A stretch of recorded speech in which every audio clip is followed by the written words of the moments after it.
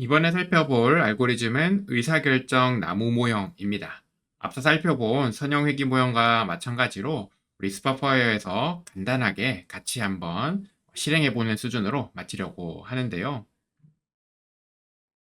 선형회귀 모형과 의사결정 나무 모형은 둘 다 관심 있는 Y를 나머지 X들로 설명을 하는 알고리즘이다라고 하는 것에 공통점이 있지만 그 세부적인 과정이나 방향성에서 조금 차이가 있습니다. 이거를 하나씩 깊이 설명드리긴 어렵지만 좀 패턴들이 다를 것이다, 특징들이 다를 것이다 라고 이해할 수 있고요. 의사결정 나무 같은 경우에는 관심 변수의 Y를 차이를 가장 잘 설명할 수 있도록 어떻게 두 그룹으로 나누는 것이 좋을지 최적의 분할 조건을 X들을 활용해서 탐색한다라고 볼 수 있습니다. 우리가 조금 있다가 스파파이어로 가서 이 의사결정 나무 모형을 적합을 해보면요.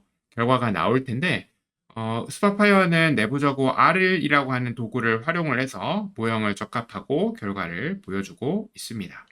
그런데 의사결정 나무 모형의 최대의 장점은 뭔가 시각화, 다이어그램의 형태로 모형의 결과물을 보여줄 수 있다라는 건데요.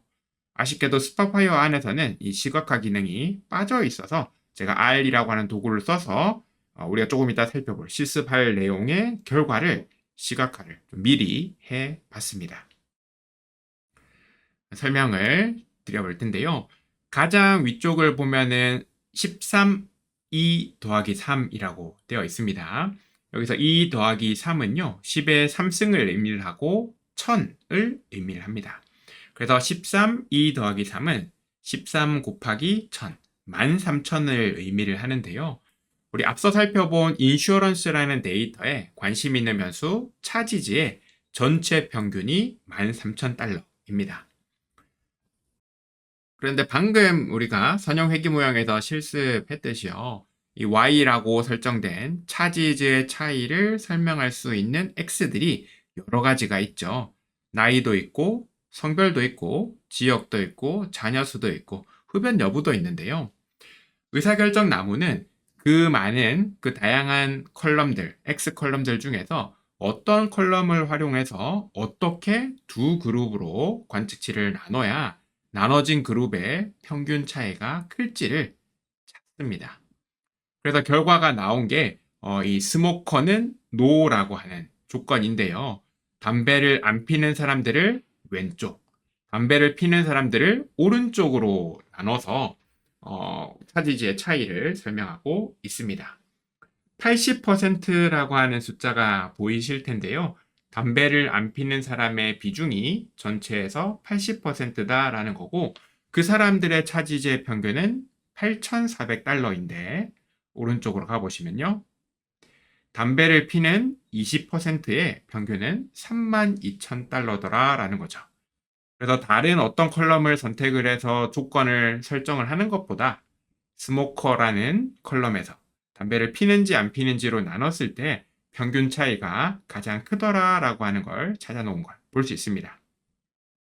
그런 다음에 방금 말씀드린 그 작업을요, 하위 그룹에서 반복하는데요. 예를 들면 왼쪽에 있는 비흡연자 그룹에서는 나이라고 하는 컬럼이 선택이 되고 그 기준은 43세를 잡아서요. 나이가 43세보다 작은 쪽은 전체에서 45%고 이 사람들은 5,400달러 정도 청구하는 반면 담배는 안 피지만 나이가 43세 이상인 그룹은 12,000달러 청구한다라는 걸 볼 수 있습니다. 그 안에서도 계속해서 그룹을 나눠서요. 또다시 이쪽은 나이로 한 번 더 나눈 것을 볼 수 있습니다. 흡연자 쪽에서는 조금 다른 컬럼이 선택된 것 볼 수 있는데요. BMI가 등장을 합니다.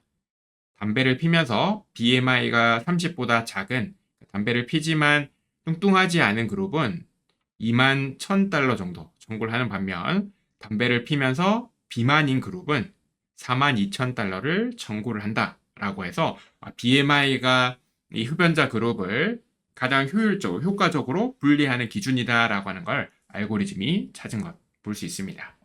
그런 다음 각각의 그룹이 다시 한번 에이지로 나눠지는 것을 확인할 수 있는데요. 의사결정 나무 모형도 선형회귀 모형과 마찬가지로 우리가 관심이 있는 Y, 차지즈를 나머지 X들로 설명을 한다라는 점에서는 동일하지만 보시는 것처럼 알고리즘이 돌아가는, 알고리즘이 무언가 정답을 찾아가는 과정이라든가 그 결과물이 조금 다를 수 있습니다. 의사결정 나무 모형을 활용해서 예측하는 것도 가능한데요. 만약에 새로운 관측치가 들어왔을 때 아직 차지즈는 모르지만 예상 차지즈, 예상 청구 금액을 구할 때는요. 위에서부터 조건에 따라서 떨어지면 됩니다. 담배를 안 피는 사람은 왼쪽, 담배를 피는 사람은 오른쪽으로 가는 거고요. 거기에서 나이에 따라서 계속해서 아래로 가다 보면 마지막에 떨어지는 최종 노드라고 부르는 마지막 그룹에 어딘가의 그룹에 할당이 될 텐데요. 예를 들어 이 세 번째 그룹에 할당이 되었다라고 보면 이 사람, 담배를 안 피는 40대인 사람은 전체 과거 고객에서 15% 정도가 있었는데 그분들이 $10,000 정도를 청구했고 이 새로운 사람도 동일한 조건을 가지고 있으니까 똑같이 $10,000를 청구할 거다라고 예측할 수 있는 것이죠. 앞서 살펴본 선형 회귀 모형 같은 경우에는 회귀 직선이 만들어졌기 때문에 X값들을 집어넣으면 Y의 예측값을 계산할 수 있고요. 지금은 조건들이 설정이 되어 있기 때문에 조건에 따라서 관측치가 과거의 관측치들의 평균값으로 예측값을 계산할 수 있다라고 볼 수 있습니다. 그럼 이 의사결정 나무 모형을요, 스파파이어로 이동해서 같이 실습해 보겠습니다. 선형 회귀 모형에 이어서 바로 실습을 해 보겠습니다. 분석 도구로 가서요, 여전히 회귀 모델링을 선택하겠습니다. 이 회귀 모델링에서 이 회귀라고 하는 단어가 좀 헷갈릴 수 있죠. 우리는 지금 의사결정 나무를 만들어야 되는데 왜 회귀를 쓰냐라고 할 수 있는데요. 이 영어로 리그레션이라고 하는 표현이 좀 중의적인 의미를 좀 가지고 있습니다. 그래서 그냥 리그레션이라고 했을 때 관심 있는 변수 y가 숫자인 경우를 리그레션이라고도 부르고 있습니다. 그래서 모형이 선형 회귀 모형도 있고 의사결정 나무 모형도 있고 또 다른 알고리즘들이 있을 수도 있는데요. 동일하게 관심 있는 변수 y가 숫자이기 때문에 회귀 모델링이라고 하는 표현을 쓰고 있습니다. 이 기능 안에서요. 모델 방법을 이번에는 선형 회귀 대신에 회귀 트리, 디시전 트리 중에서 타겟인 y가 숫자인 경우를 지정하면 되고요. 역시 응답 컬럼을 차지즈로 설정해 주시고요. 예측 컬럼, 이 차지즈의 차이를 설명할 후보 X들을 선택해 주시면 됩니다. 6개의 컬럼을 추가하겠습니다.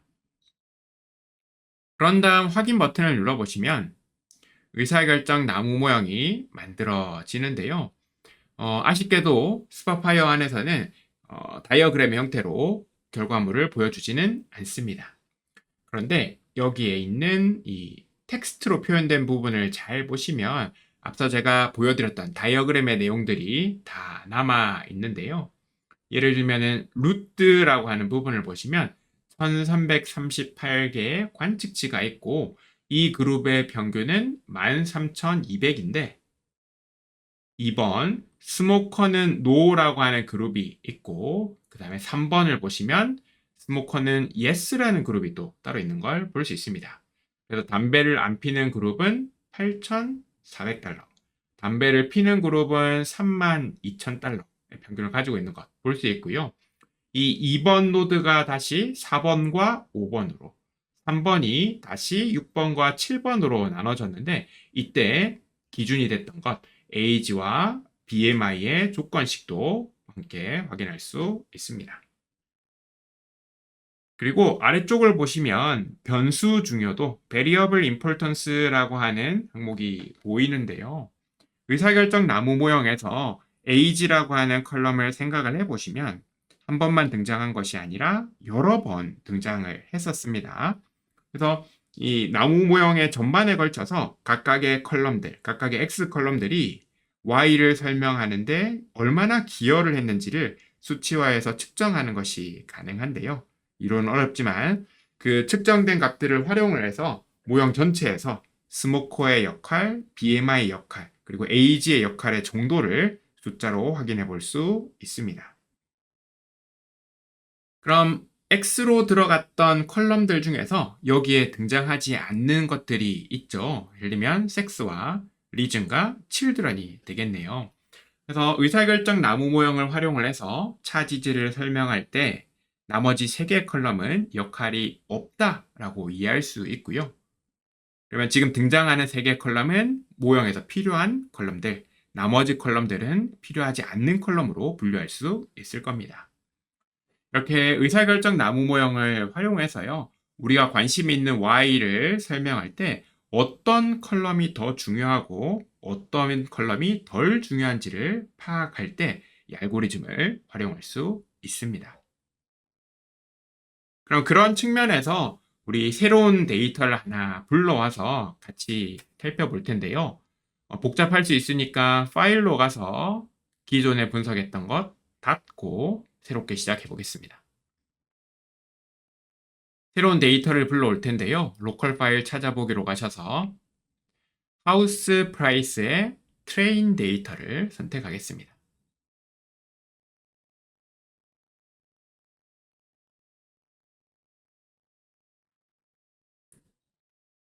데이터를 하나 불러왔는데요. 아이디는 1년 번호라서 필요 없는 컬럼이고요. 뒤로 가보면 이 미국의 주택, 하우스와 관련된 어떤 세부적인 값들이 모두 등장하는 것을 볼 수 있습니다. 그런데 가장 오른쪽으로 한번 이동해 보시면 결국 이 집이 얼마에 팔렸는지 세일 프라이스라고 하는 컬럼이 보이는데요. 이 컬럼이 Y가 됩니다. 그래서 앞쪽에 있는 나머지 컬럼들이 모두 다 X가 될 텐데요. 면적이 얼마나 되는지, 수영장이 있는지 없는지, 차고는 얼마나 넓은지, 지금의 이 집 상태는 어떤지, 몇 년도에 만들어졌는지, 팔렸는지 이런 컬럼들 중에서 어떤 컬럼이 주택의 가격을 결정하는데 중요한 역할을 하는지 찾아볼 필요가 있겠죠. 그런데 우리가 앞서 살펴본 이런 시각화라든가 집계의 방법으로는 쉽지 않습니다. 왜냐하면 컬럼들이 워낙 많기 때문에요.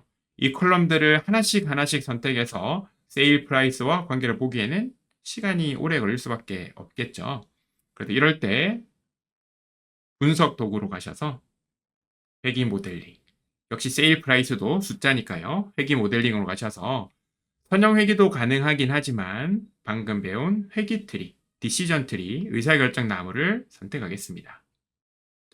그런 다음 응답 컬럼은요. 제일 아래에 있는 세일 프라이스로 선택을 하고 예측 컬럼, 그러니까 X들을 선택을 해야 되는데 조심하셔야 되는 게 ID는 들어가면 안 됩니다. ID를 제외한 나머지 모든 컬럼을 첫 번째 거 선택하고 Shift 누른 상태에서 마지막 컬럼을 선택해서 추가 버튼을 누르겠습니다. 그럼 아래쪽에 있는 수식 표현식만 보더라도 참 갑갑하고 막막할 수 있는데요. 알고리즘이라고 하는 게 장점은 우리가 직접 계산하는 것이 아니라 알고리즘이 약속되어 있는 계산을 통해서 중요한 컬럼들을 발라낼 거니까 믿고 확인 버튼을 눌러보겠습니다. 그럼 이런 결과가 나왔는데요. 여기 있는 텍스트긴 하지만 결과를 한번 해석을 해보면 루트 총 1460채의 주택 거래 데이터가 있는데 전체 평균은 18만 달러인데요. 2번 노드에 보시면 오버럴 퀄리티가 7.5보다 작은 곳은 1230채가 있고 이 집들의 평균 가격은 15만 7천 달러 정도인데요. 3번 노드를 찾아야 됩니다. 오버럴 퀄리티가 7.5보다 큰 7.5 이상인 집들은 200채 정도가 있고 이 집들은 30만 달러에 팔렸다라는 거죠. 그러니까 다른 어떤 컬럼들보다 오버럴 퀄리티에 따라서 주택 가격이 결정이 되더라라고 하는 것 확인할 수 있습니다. 그리고 아래쪽에 보시면 변수 중요도를 확인할 수 있는데요. 오버롤 퀄리티 말고도 네이버후드, 지역을 의미를 하더라고요. 그러면 어떤 면적 같은 컬럼들이 세일 프라이스를 설명하는데 주요한 역할을 했다라고 하는 것을 확인할 수 있습니다. 그래서 수십 개나 되는 X들 중에서 우리가 세일 프라이스에 어떤 컬럼이 중요한 영향을 미치는지를 찾기 위해서 직접 하나씩 시각화하지 않더라도요. 이런 방법을 써서 주요한 컬럼, 여기 위에 있는 3개 정도만 써도 충분하겠죠. 주요한 컬럼들을 선택하고 저 컬럼들을 중심으로 시각화를 하시고 정보를 표현하시면 훨씬 더 효율적인 분석이 가능할 겁니다.